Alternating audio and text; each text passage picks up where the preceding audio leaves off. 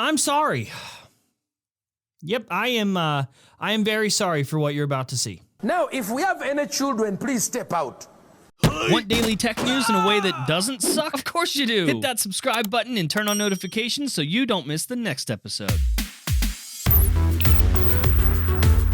Yo, what's going on, guys? Welcome back to Front Page Tech, of course, show that gives you all the latest tech news from one geek that is me to another that is you. Happy Wednesday, happy hump day. Let's just do the thing. All right, so actually what we're gonna do here is we're gonna take that main story and we're gonna put it at the very end of the episode because I'm not ready for, we need to like work our way up to that. I'm not ready. Let's just do first story. Story numero uno is actually about T-Mobile 5G stuff is coming in your butthole. What? Oh, I mean, f it, butt stuff. That's what I always say. T-Mobile in 6 different US cities is going to launch 5G on June 28th alongside the Galaxy S10 5G. So, those 6 cities will be Atlanta, Cleveland, hey, that's near me, Dallas, Las Vegas, Los Angeles, and New York City. For those of you playing along, that's actually where T-Mobile has already established millimeter wave spectrum, which is, of course, the groundwork for their 5G network. So, you know, if you want to buy that S10 5G for $1,299, then have fun with that. Yay, 5G, fast. Real fast like. So to those of you in those cities that are now getting 5G, congratulations, and I hate you. Of course here, T-Mobile is as good as like trying to shove shit through a toaster. It's bad in this area. I'm pretty sure it's great everywhere else, but not here.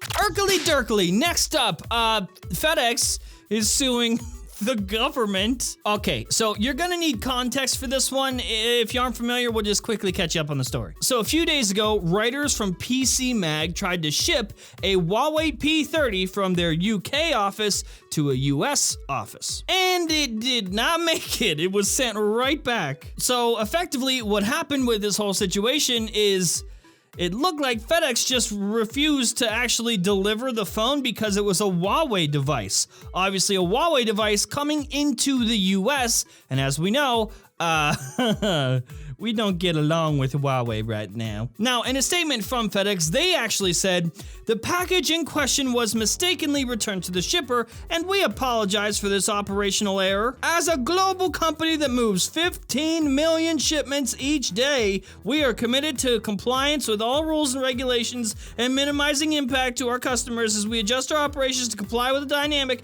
U.S. regulatory environment. Jesus Christ. And now FedEx has turned that right around and sued the U.S. government, saying that FedEx is a transportation company, not a law enforcement agency, and placed on them was an unfair and impossible burden of liability. So pretty much this was an error, and according to the FedEx CEO, this is just like a combination of confusing situations for an ongoing problem right now. Well, obviously between the US and China, and that in turn has tarnished the company's reputation. So I actually care about FedEx, not at all, but it is true that this is confusing. This is confusing for every company within the US that works with the US that is trying to work with Huawei or had any sort of relationship, and FedEx is just trying to ship shit in here. That's all that's going on here. It's really confusing, so let's hope that by mid-August, when the timetable is up here, that the US and China have come to some sort of agreement that a negotiation is the only way out of this. That's just the way it is. The US, China, you gotta work together. All right, can we just try? Can we just try to be better? Probably not, because f me. Okay, so now let's talk about the Samsung leak regarding another foldable device, this time a clamshell design sort of thing with this next foldable device, supposedly coming next year. I mean, they f***ed up the Galaxy Fold, so why not, right? Why not f*** up another thing? Oh, joy. You guys know how I feel about foldable phones, right? you know that the concept to me is flawed. Like, not the implementation, the actual concept of this thing is flawed. Trying to make portable things more portable is not the answer. That's not solving a problem for the mass market. Maybe a few individuals like you, the subscribers of this channel, people in the comment section, that's all cool. You bunch of fucking nerds. I get that. I'm a nerd too, but for the mass market, this is not answering a question that needed to be answered. Does this answer a question? So Ben Geskin actually put out a tweet yesterday that linked an article from Korea's Electronic Times. So if we just look at that, oh, fuck me, that is not, okay, so that's not in English, that's not in my language, so, okay, can't read that.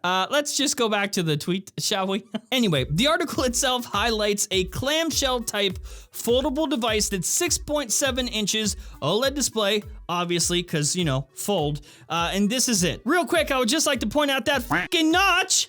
That's number one. Number two, look at this fucking thing. No matter, like, every single other argument that anybody ever had as to why foldable phones in the future is out the window. In this case, like, literally, this is the opposite of all those other arguments. Like, all the good things about foldable phones, nah, fuck it. This is what you get.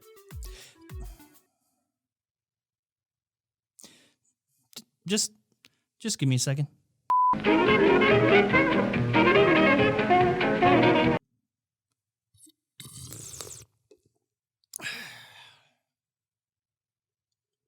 Are you fucking Is anyone buying her? The extent of my faith in Samsung anymore at this point is the size of my dick. Small. Let me die. Let me die. The concept for this device sucks so bad that it's literally folding in half to suck its own dick. Is this it? Is this human evolution? It all led up to this, so we can take pretty much perfected technology, walk it backwards, and make it go